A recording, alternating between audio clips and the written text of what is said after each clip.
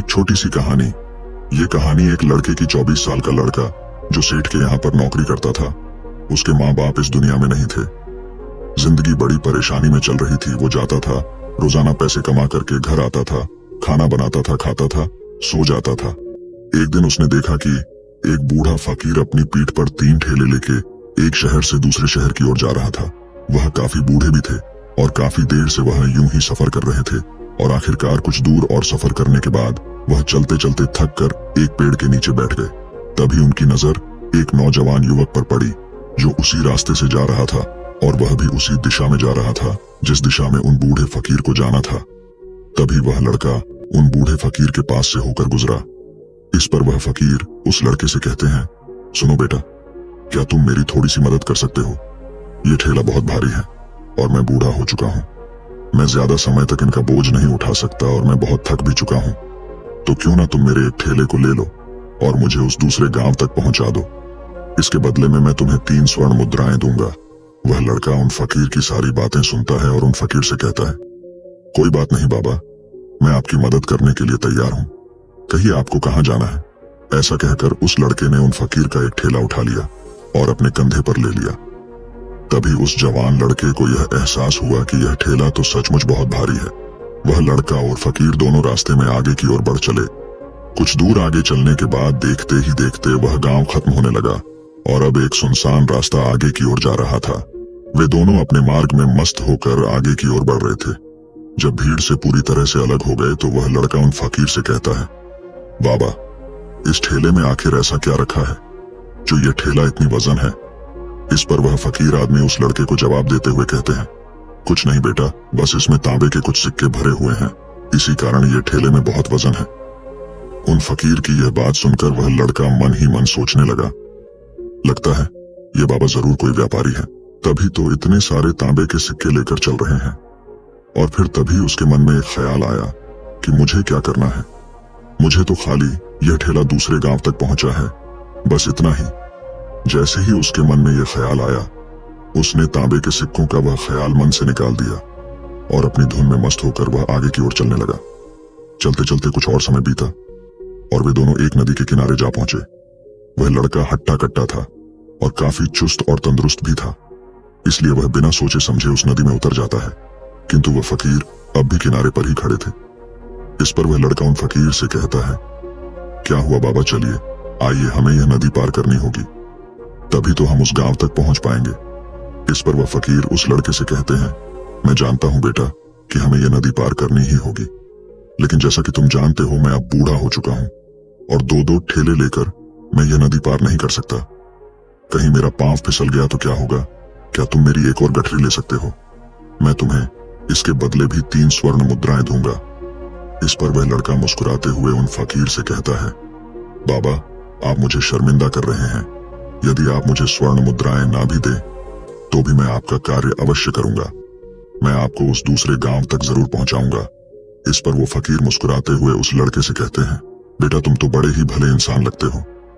इतना कहकर उन्होंने वह दूसरी गठरी भी उस लड़के को थमा दी।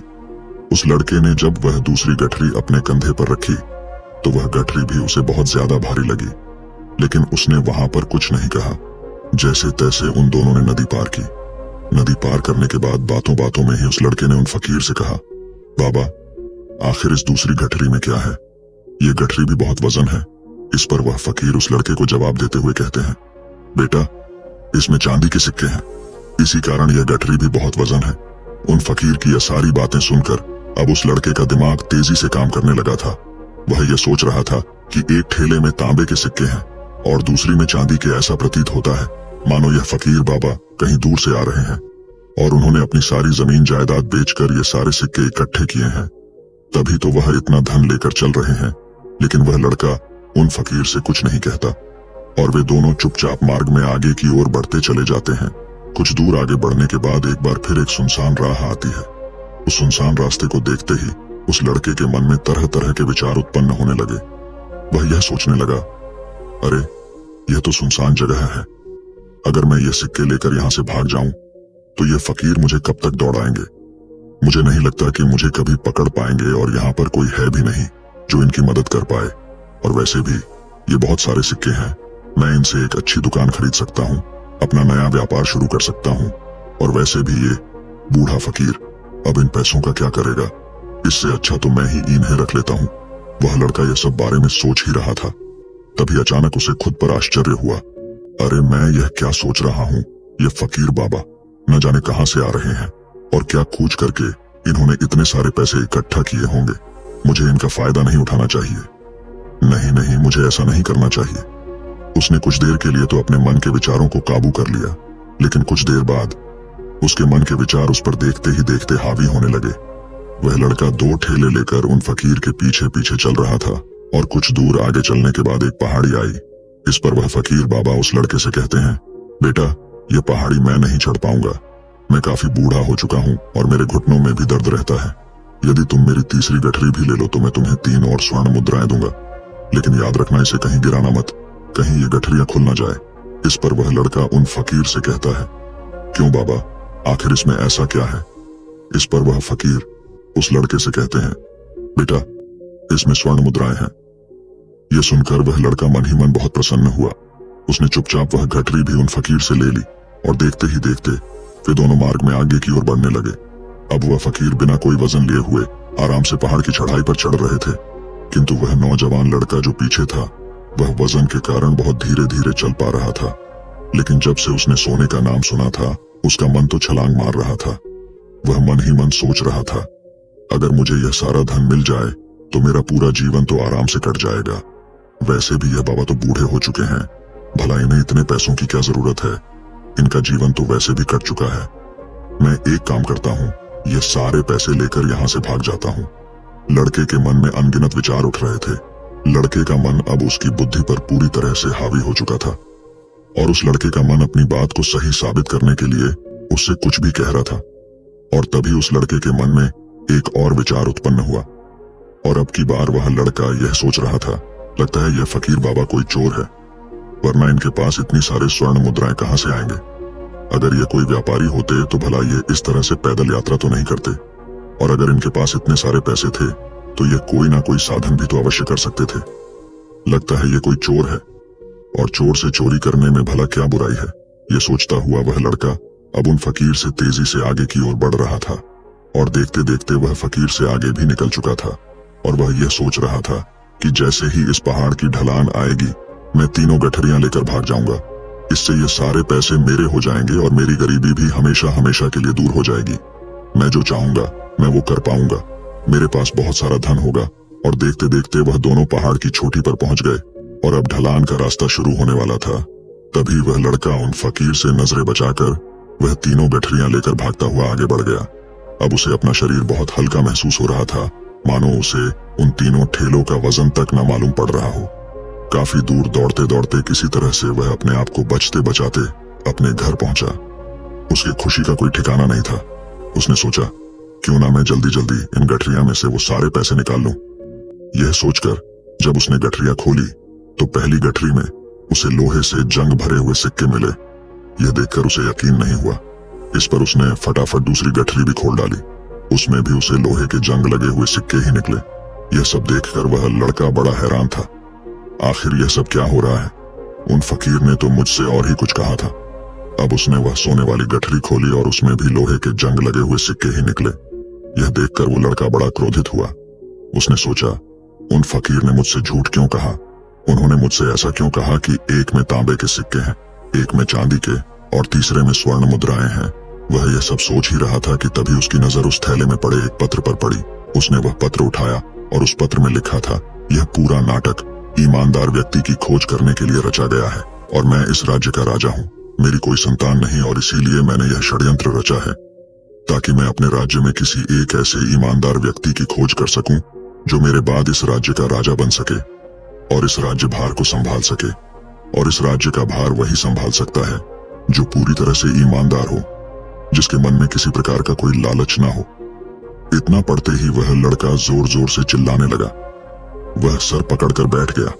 वो यह जानता था कि यदि वह अपने मन के विचारों पर काबू कर लेता तो उसका जीवन संवर सकता है, लेकिन वह अपने मन के विचारों पर काबू नहीं कर पाया। दोस्तों, महात्मा बुद्ध कहते हैं कि मन ही सब कुछ है। आप जो सोचते हैं वही बनते हैं। इसलिए आपका सबसे बड़ा दुश्मन भी आपको उतना नुकसान नहीं पहुंचा सकता जितना कि आपके मन के यह अनियंत्रित विचार पहुंचा सकते हैं। महात्मा बुद्ध कहते हैं, अपने भीतर ध्यान से देखो। हमारे भीतर जो विचार चल रहे हैं वही विचार शब्द बनते हैं और शब्द कर्म के रूप में प्रकट होते हैं। बार बार दोहराने पर कर्म बर्ताव में बदलता है और धीरे धीरे समय के साथ बर्ताव चरित्र में परिवर्तित हो जाता है और यही चरित्र हमारे भाग्य का निर्माण भी करता है। इसलिए हमें हमेशा अपने विचारों के प्रति सजग होना बहुत आवश्यक है। हमें जागरूक होना बहुत आवश्यक है। हमें यह जानना जरूरी है कि हमारे मन में किस प्रकार के विचार आ रहे हैं। आगे महात्मा बुद्ध कहते हैं कि कमजोरी हमेशा छोटे विचार से शुरू होती है। यह एक बीज के रूप में होती है और यदि इस बीज को नष्ट न किया जाए तो यह छोटा सा विचार बहुत जल्द ही एक विशाल वृक्ष का रूप ले लेता है और हमारी बुद्धि की सोचने और समझने की क्षमता को पूरी तरह से नष्ट कर देता है। जिस प्रकार आपने इस कहानी में देखा किस प्रकार उस जवान लड़के का मन उस पर हावी हो चुका था और उसकी सही और गलत सोचने की क्षमता पूरी तरह से नष्ट हो चुकी थी, जिस कारण वह यह समझ नहीं पाया कि उसे क्या करना चाहिए और उसके लालच ने उसके भीतर इतनी ऊर्जा भर दी कि वह तीनों ठेले उठाकर इतनी तेजी से वहां से भागता आगे भी बढ़ गया। इसीलिए जब आपके मन में पहली बार कोई गलत विचार उत्पन्न हो तभी उसे जड़ से उखाड़ देना चाहिए, अन्यथा वह विशाल वृक्ष का रूप लेगा और आपको किसी न किसी गलत राह पर वह ढकेल ही देगा। आप चाहकर भी उसे रोक नहीं पाएंगे। लेकिन अब आपके मन में यह प्रश्न उठ रहा होगा कि हम भला अपने मन के विचारों को कैसे नियंत्रित करें। हमारा मन तो इतना चंचल है, वह इतना शक्तिशाली है कि वह हम पर हावी हो ही जाता है। हम चाहकर भी उस पर नियंत्रण नहीं कर पाते। इसका जवाब में महात्मा बुद्ध हमें दो बातें समझाते हैं। पहली बात, सही इरादा विकसित करो। कई बार आपने देखा होगा कि आपके मन में कुछ और होता है किंतु आप कहते कुछ और है, क्योंकि आपके मन के भीतर जो कुछ बसा है वही आपके मुख से बाहर भी निकल रहा है। लेकिन जब हमसे वह गलती हो जाती है तो उसके बाद हमारा मस्तिष्क अच्छी तरह से काम करना शुरू कर देता है। हमारे सोचने और समझने की क्षमता एक बार फिर से जागृत हो जाती है और ऐसी अवस्था में हमें यह एहसास होता है कि हमसे गलती हो गई है और फिर हमारा मन दुखी हो जाता है। हमारा मन अफसोस से भर जाता है और इस भारीपन और दुख से बचने के लिए महात्मा बुद्ध हमें सही इरादा विकसित करने के लिए कहते हैं। इसके लिए जब भी आप कोई कार्य करने जा रहे हो तो सबसे पहले आपको यह खुद से पूछना चाहिए कि जो कुछ भी मैं करने जा रहा हूँ इसके पीछे मेरा इरादा क्या है।